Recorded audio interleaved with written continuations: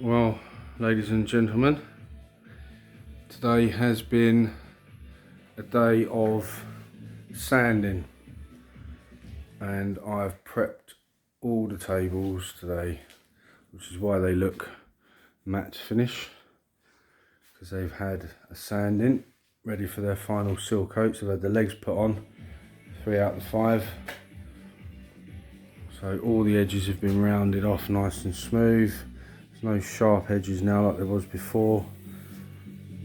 They are prepped and ready to be sealed.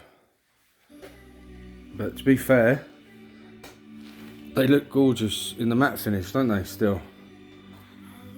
I mean, some people would prefer them without the high gloss finish, but I'm going to seal them up.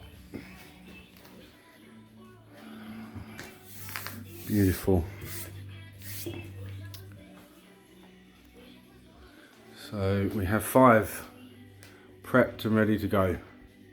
So I'll get the seal coats on these tonight, and then tomorrow I'll be starting the final prep for this master beast,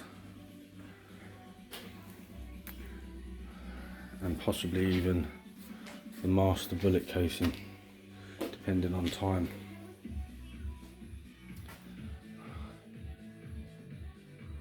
Fantastic.